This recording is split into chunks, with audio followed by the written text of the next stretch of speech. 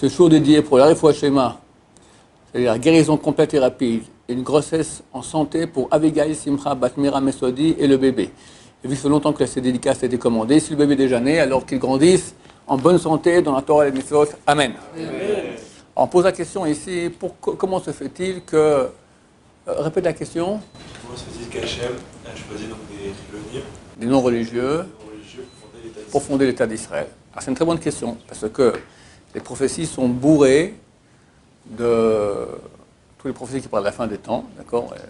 L'essentiel des prophéties parlent de la fin des temps et parlent de ce moment extraordinaire que le peuple d'Israël revient en terre d'Israël, etc., etc.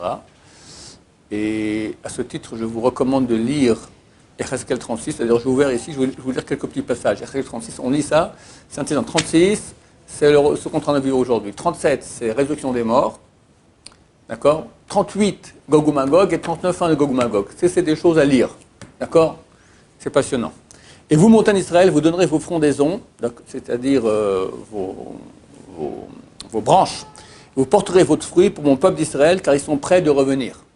Donc Dieu s'adresse à la terre d'Israël, lui dit, allez, terre d'Israël, donne tes fruits. L'Agman, dans traité Sanhedrin, page 97, a dit, à dire Rabbi Abba, tu n'as pas de signe de la fin plus clair que celui-ci. Quand tu vas à la terre d'Israël, qui commence à donner ses fruits de façon abondante, c'est clair que la Géoula, elle arrive, Mashiach, il arrive. Le peuple d'Israël revient. D'ailleurs, aujourd'hui, on peut dire, des juifs connus, il y a beaucoup de juifs qui ne savent pas qu'ils sont juifs, il y en a énormément dans le monde, d'accord? Mais des juifs connus, on peut dire qu'on est au moins la moitié aujourd'hui en terre d'Israël, Baruch Hashem. Donc la fin est très proche. Et tu vois qu'ici, il y a un siècle, c'était un désert aride. Là, aujourd'hui, on exporte. Il paraît que les fruits qu'on a ici, nous, ici en Israël, c'est juste les restes nuls, d'accord? Les bons fruits, ils partent l'année prochaine, c'est la Shemitah, là, dans 23 jours.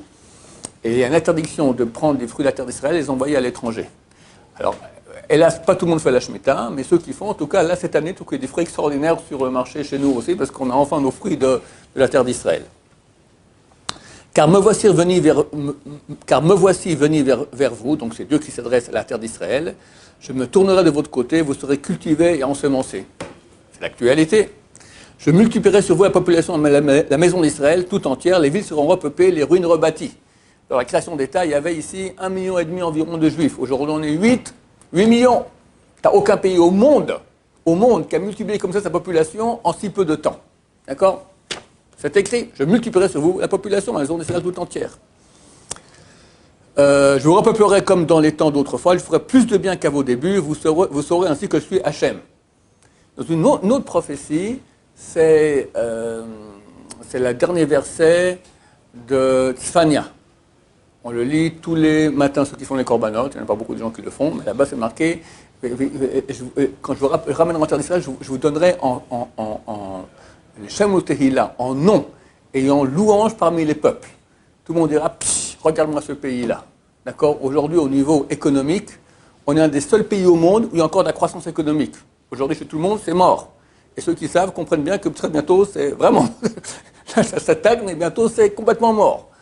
Les start-up, d'accord? C'est un pays...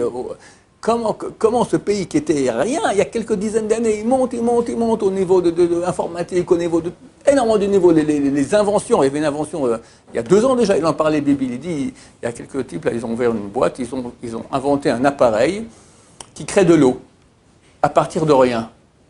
Il prend l'air, ça rentre par là, il y a de l'eau qui sort. Ils font 5000 litres par jour. 5000 litres par jour d'eau. Phénoménal, c'est une des inventions aujourd'hui, ouais, énormément d'inventions dans le monde, ça a été créé en Israël. D'accord, dernièrement, le scandale avec, comment ça s'appelle ça, Pegasus, voilà, exactement. Ouais, tout ça vient d'ici, excusez-moi. D'accord? Fils de l'homme, Dieu parle aux prophètes. Alors que la maison d'Israël habitait dans son pays, ils ont souillé par leur conduite et par leur œuvre. Béné Israël était en Israël ici il y a 1800 ans environ, il y a 2000 ans, d'accord? Et ils se sont mal comportés, ont été chassés de la terre parce qu'on s'est mal comporté. D'ailleurs, tu as donné à l'agence juive pour que les gens viennent en Israël, c'est pas venez planter des arbres ici, etc. Ça marche pas, et on voit qu'il y a normalement, beaucoup plus de juifs auraient dû revenir en terre d'Israël. Le meilleur moyen, moi je vous dis d'expérience, parce que on partait dans ma jeunesse, j'ai arrêté il y a quelques années, je suis passé sur Internet, maintenant 20 ans, je passais presque 19, 20 week-ends par année à l'étranger, on faisait des séminaires le week-end pour faire tchouva aux gens. Et ça marchait très bien. Les gens m'ont posé la question, pourquoi tu ne fais pas plutôt qu'ils viennent en Israël? Je lui ai dit, ça ne marchera pas. Pourquoi?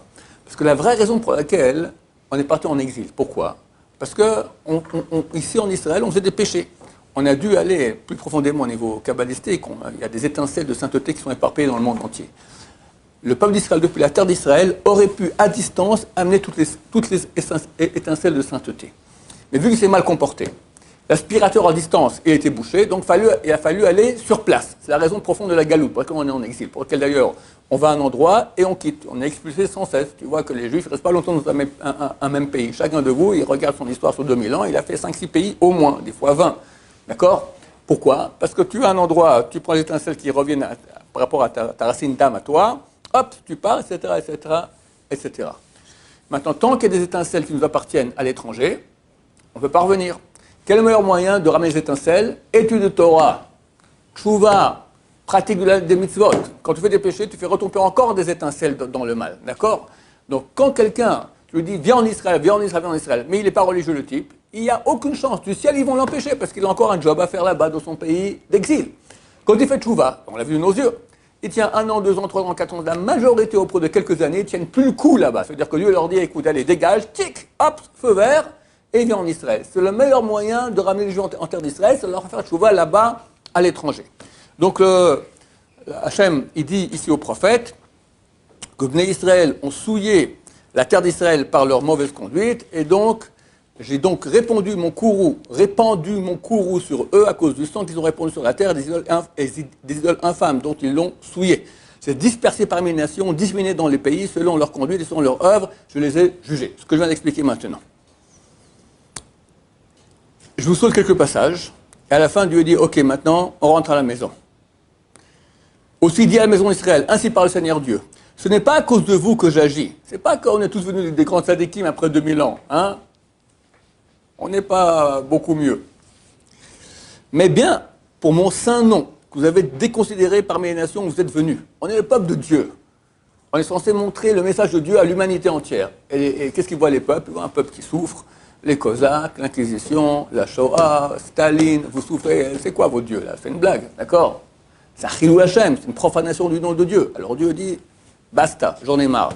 Pour mon saint nom, que vous déconsidérez parmi les nations que vous êtes venus. Je sanctifierai mon grand nom qui a été outragé parmi les nations. Quand vous-même avez outragé parmi elles, les nations sauront que je suis Hachem, déclaration du Seigneur Dieu, quand je me sanctifierai par vous à leurs yeux. Comment il va se sanctifier? Je vous retirerai d'entre les nations, je vous rassemblerai de tous les pays et vous ramènerai sur votre sol. J'épancherai sur vous des eaux pures afin que vous deveniez purs. De toutes vos souillures, de toutes vos abominations, je vous purifierai. Ça, c'est la tchouva. Ça commence. Ça fait déjà 30-40 ans que ça existe, mais on ne peut pas dire que tout le peuple de Juifs est pratiquant, mais de plus en plus, les gens comme le peuple devient de plus en plus pratiquant. C'est clair. Ben Gurion, comme j'ai dit dans un cours dernièrement, il avait dit, lorsque l'État a été créé, dans 20 ans, il n'y aura plus aucun religieux ici en terre d'Israël. Et il s'est planté, Baruch Hashem. Je vous donnerai un cœur nouveau. Je vous inspirerai un esprit nouveau. J'enlèverai le cœur de pierre de votre sein et je vous donnerai un cœur de chair. Ce qu'on voit maintenant, c'est anormal. Les gens qui font tchouva, mais où ils étaient? Et j'en ai eu ici, des gens, mais ils me racontent leurs histoires, mais d'où ils sont arrivés? D'accord? De perpète les oies un peu plus loin. D'accord? Et ils reviennent et ils font tchouva. Bon, vous pouvez lire la suite. Donc, ainsi, dans beaucoup de prophéties, on parle de la fin des temps. Cette fin de temps, on serait imaginé que ça aurait été les dirigeants spirituels du peuple juif, avec des grandes barbes blanches, d'accord, qui prennent leur canne comme ça, et tout en Israël, comme on voit dans les dessins d'antan, ils reviennent en terre d'Israël comme ça. Rien du tout. Premier, Herzl, d'accord, qu'ils ont osé appeler un prophète juif. Ses enfants n'ont pas fait la circoncision. Kippour, il ne faisait pas manger du porc, il mangeait sans aucun problème. Ben Gurion, c'est pas beaucoup mieux. Tous les grands leaders sionistes, athées, il n'y en a pas d'autres de toute façon, de la création de l'État, étaient non seulement des non-religieux, mais des anti-religieux. Se battaient contre la religion. Il y a un cours que ça vaut la peine de voir, ça s'appelle « Le vrai visage d'Herzl ». Après, il y a quelqu'un, un monsieur sioniste, qui a refait un même cours aussi, très très sioniste, avec le même titre, parce qu'il avait peur que les gens... Mais le premier commence où on voit une grande photo comme ça de Herzl, Rehov Basel, la rue Basel à Tel Aviv, c'est là-bas qu'il y a eu le premier congrès sioniste mondial à Bâle. Donc il y a une rue comme ça à Tel Aviv, et là-bas pendant 1h30, on voit des historiens non religieux qui te racontent comment il y a eu une bagarre, comment les dirigeants sionistes non religieux se sont battus, qu'il n'y ait pas de religion en terre d'Israël. C'est terrible, c'est affreux, d'accord, ça fait quoi, pleurer, mais il faut connaître cette réalité. Ta question, mon cher Yosef, pourquoi Hachem il a fait ça? Amène-nous les prophètes, les grands barbes, et hop, on revient en terre d'Israël. Alors j'ai fait un cours il y a quelques mois là-dessus, ça s'appelle la raison mystique profonde, le secret mystique de la fin des temps, et à peu près comme ça le titre. Et là j'en ai parlé aussi sur un cours que je fais dernièrement sur l'actualité, il sera en ligne je crois demain, mais tu me poses la question, je repose la question, et on verra si on mettra ce cours en ligne ou pas. En 1895 a eu lieu le premier congrès sioniste mondial à Bâle, dont je viens de parler maintenant, dirigé par Theodor Herzl. On parle d'un éventuel retour des Juifs en terre d'Israël. J'ai à la maison la citation de la revue officielle du Vatican qui s'appelle Civiltà Cattolica. Qu'est-ce qu'elle pense de l'éventuel retour des Juifs en terre d'Israël? Il dit, d'après les Saintes Écritures, donc de chez eux, le peuple juif est condamné à errer pour l'éternité dans la souffrance en exil, pour pouvoir non seulement expier leurs péchés, mais montrer aux nations comment Dieu châtie ceux qui refusent de reconnaître la vérité de leur idole. Ok? Ça permet, parce qu'il y a quand même une couchia ici, il y a une objection très forte contre la chrétienté. La chrétienté prétend que lorsque nous n'avons pas reconnu leur idole, alors Dieu a rompu l'alliance qu'il avait conclue avec nous et l'a conclue avec eux. Nous on appelait Corpus Israël, on a la descendance génétique, le corps, et eux sont le Verus Israël, le vrai Israël. Ok, admettons que tu as raison, Dieu, un beau jour, comme ça, il s'est trompé, quoi, il s'est planté, puis il a arrêté, je prends maintenant les chrétiens, c'est eux le vrai Israël. Admettons.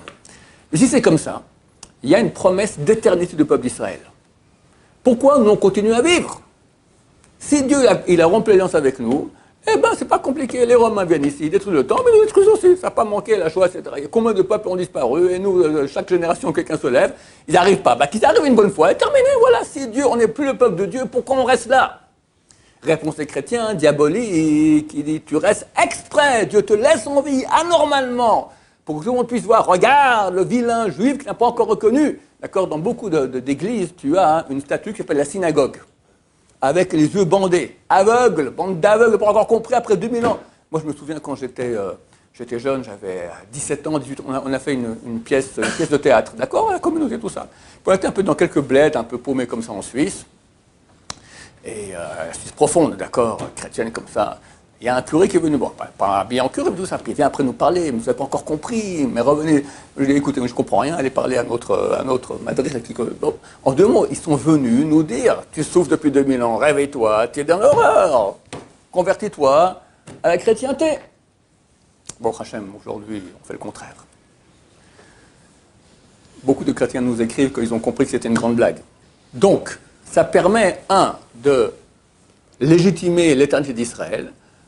Quand tu vas faire un petit pogrom, puis t'en tues comme ça, Chmielnicki, d'accord, les années Tartat dans le calendrier juif, c'est les années 408, 5408 et 5409 du calendrier juif, 80% des communautés juives d'Europe orientale zigouillées par les Cosaques, Chmielnicki, Marchemont, au nom de leur idole, d'accord, l'acrobate là-bas, qui a dit « aime ton prochain comme toi-même ». Zip, on leur coupe la tête, d'accord?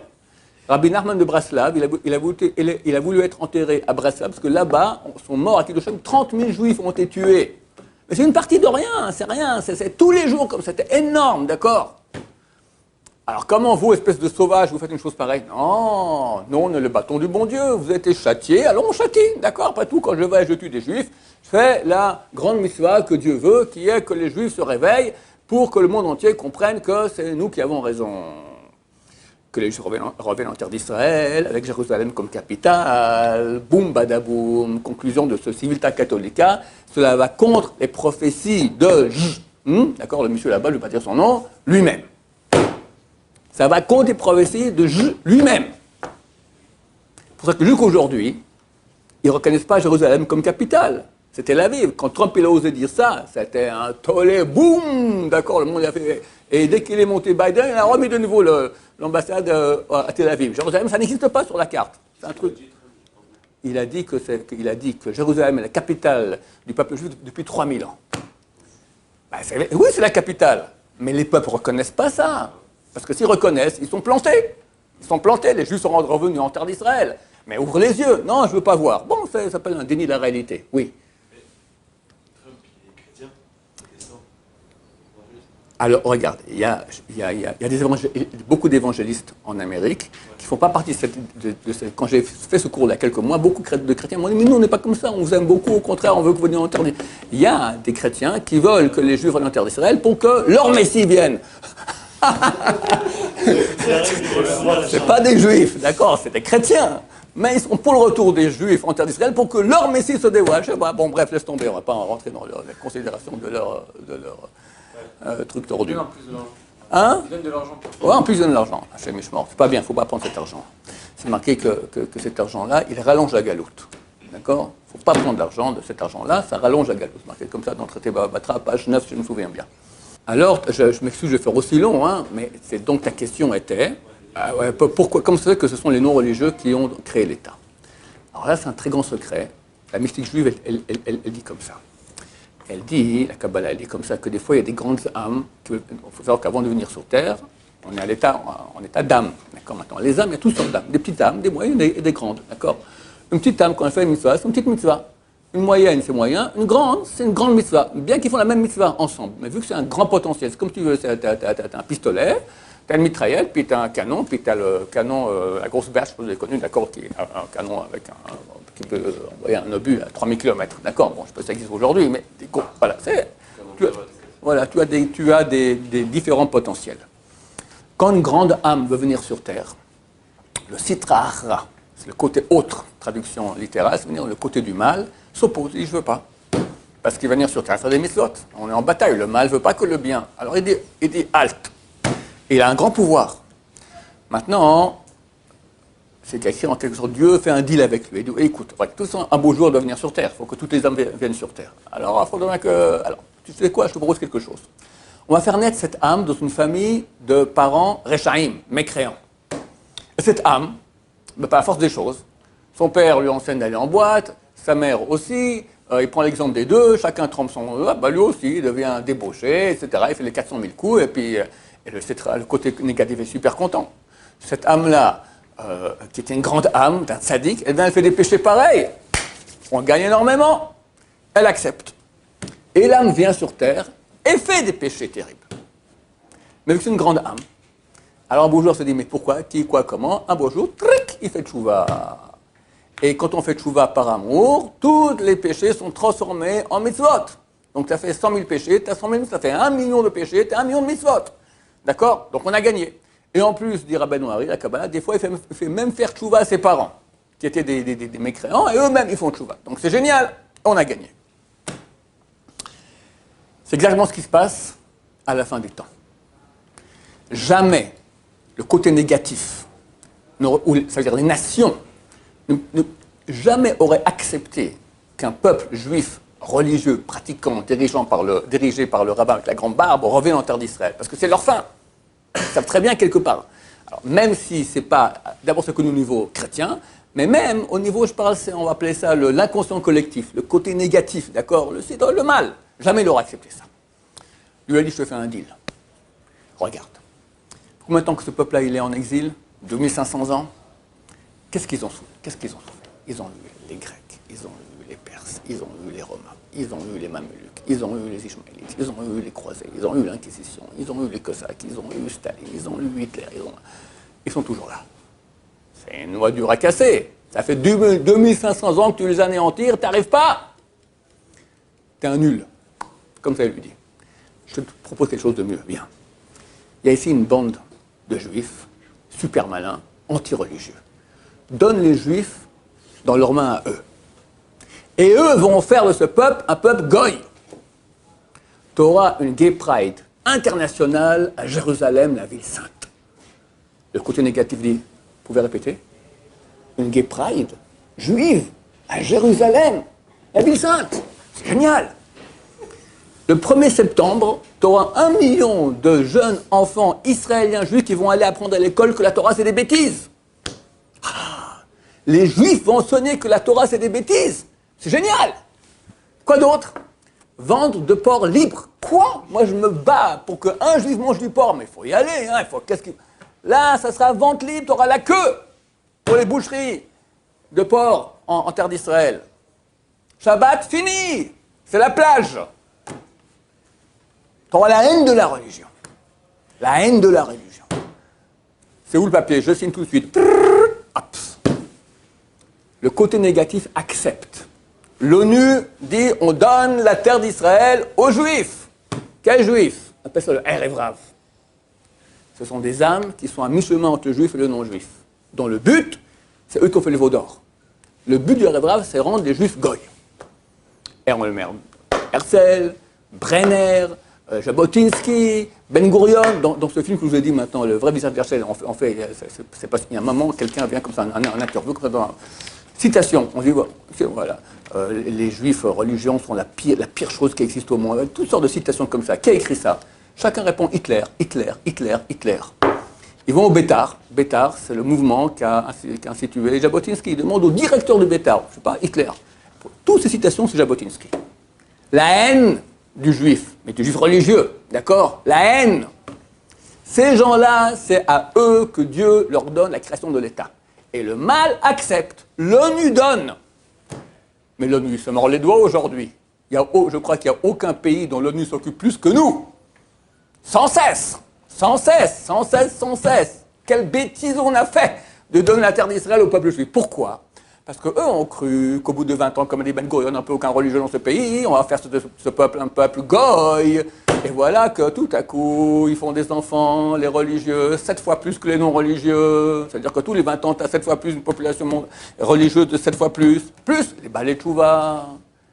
Des millions de balais de Tchouva. Des millions, Baruch Hashem. Tous. Je ne dis pas que tous avaient des barbus avec des périodes, beaucoup aussi. Mais ils n'étaient pas croyants, deviennent croyants. Ils commencent à faire Shabbat. Ils commencent à faire de plus en plus, d'accord? Dans ce film dont je recommande beaucoup la vision, d'accord, il y a des historiens non religieux qui disent si les créateurs de Herzl et d'autres auraient vu ce qui passe aujourd'hui en Israël, ils auraient été dégoûtés. C'est pas ce qu'on voulait, c'est pas ce qu'on voulait. C'est trop religieux. Mais on pense que pas encore assez religieux. Tout le monde sera très religieux bientôt, Bezrat Hashem, d'accord? Mais en tout cas, il y a eu ici, en quelque sorte, Dieu, il a joué un tour aux nations, au côté négatif. Lorsque la création de l'État, il y avait 200 familles orthodoxes ici en Israël. 200 sur 1,5 million de population juive. Ils sont rentrés les juifs en douce, camouflés par les non-religieux. Maintenant, la Kabbalah, elle dit comme ça. Je parle de l'actualité qui se passe aujourd'hui avec la gauche. La Kabbalah, elle dit que lorsque le fruit pousse, d'abord tu as la klippa. La klippa, c'est les forces négatives qu'on appelle écorce. D'accord? Dans une orange, tu as une écorce. Elle est immangeable. Ça correspond aux non-juifs. Le fruit correspond aux juifs. Et tu as une klippa, une écorce, qui est le blanc de l'orange. C'est comestible, ça se mange. Mais ce n'est pas le fruit. Faire beau après, c'est manger le blanc de l'orange. Mange l'orange, parce que tu manges le fruit de l'orange. D'accord? Kabbalah se dit, ça correspond au Erev Rav. Tu as la klippa dure, tu as le fruit, et tu as le Erev Rav, la klippa noga. On appelle ça klippa de lumière, écorce de lumière. C'est des juifs, mais ils sont à mi-chemin entre les deux. Maintenant, la klippa, le Erev Rav, il est là pour protéger le fruit. Une klippa, c'est une écorce, ça protège le fruit. Comme je dis, comment il protège? Que jamais le côté négatif aura accepté que les juifs religieux, orthodoxes, reviennent en terre d'Israël en tant que reconquête de la terre d'Israël, retour biblique des juifs en terre d'Israël. Donc, camouflage, et on rentre comme ça camouflé. Maintenant, le fruit, au début, est tout petit, 200 familles. Puis, comme je dis, ils font tchouva, ils font des enfants, ils grandissent. Puis, à un moment, le fruit devient mûr, suffisamment solide. Qu'est-ce qui passe à ce moment-là? L'écorce, elle tombe, elle ne sert plus à rien. Elle tombe, d'accord? C'est ce qui se passe aujourd'hui exactement. Depuis que la gauche est passée, c'est eux. C'est eux. Tu vois la guerre qu'ils font contre la Torah, c'est clair que c'est eux. Maintenant, pourquoi Dieu leur donne tout à coup maintenant un pouvoir pareil? Parce qu'on veut se débarrasser d'eux. Tant que la klippa, elle sert le fruit, alors elle est utile. Elle a un rôle, protéger le fruit. Une fois que le moment est venu, que le fruit il est mûr, et la Géoula peut arriver, qu'est-ce que tu fous ici, toi? Dégage! Alors comment on fait? On lui donne le pouvoir, et lui maintenant va dire, je veux plus du fruit, C'est moi qui ai créé ce pays. C'est un pays athée, gauchiste, socialiste à la base. C'est quoi tous ces religieux-là? On va les foutre dehors, on va tout faire pour qu'ils n'existent plus. C'est phénoménal, d'accord? Aujourd'hui, tu n'as pas de pays plus antisémite qu'Israël. Ça n'existe aucun pays, un pays aussi anti. Tu as des lois, d'accord, contre les religieux. Quelqu'un qui étudie la Torah, il n'a pas droit à toutes sortes de trucs que les autres ont droit. Ça n'existe aucun pays, un truc pareil. Antisémite, d'accord? Comment ça se fait? Pour notre bien, nous. Parce que maintenant qu'ils n'ont plus le mérite de nous aider, jusqu'à maintenant ils étaient le monde de la Torah, ils ne veulent plus l'aider, alors qu'est-ce qui va se passer? Nous, on est éternel, il n'y a aucun doute. On a franchi Pharaon, les Romains, les Grecs, on a tous. Eux, ils vont nous faire des problèmes. Alors, nous, on va rester, eux vont disparaître. C'est extrêmement clair. Pour qu'ils n'aient plus le mérite de l'éternité d'Israël, il faut qu'ils arrêtent d'aider le monde de la Torah. Donc, ils se battent contre et ils vont tomber dans Hachem. Ça, c'est la gauche qui est passée. Quand ils vont tomber? Très bientôt. J'ai fait un cours qui sera en ligne demain, merci Hachem. On espère que c'est pour, dès Rosh Hashanah, on rentre dans le processus accéléré. Il y a une guerre qui nous attend, des guerres dans le monde, crise économique. Quelqu'un est venu me voir aujourd'hui dans mon bureau, crise économique, ça y est, ils ont dit, les grands économistes ont dit, c'est pour 2021 encore, d'accord? Pire que 29 et dans le monde entier. Et là, tout va changer, c'est la fin Bezrat Hashem. Il faut faire une grande chouva ces jours, messieurs. C'est maintenant avant Rosh Hashanah. C'est pas après Rosh Hashanah qu'ils vont se réveiller, je fais chouva. Tu peux encore jusqu'à Kippour, mais vas-y, il faut foncer maintenant. Ça, c'est la raison profonde il semblerait que pour laquelle tout s'est passé ainsi. Baruch Adonai, l'olam, amen va amen.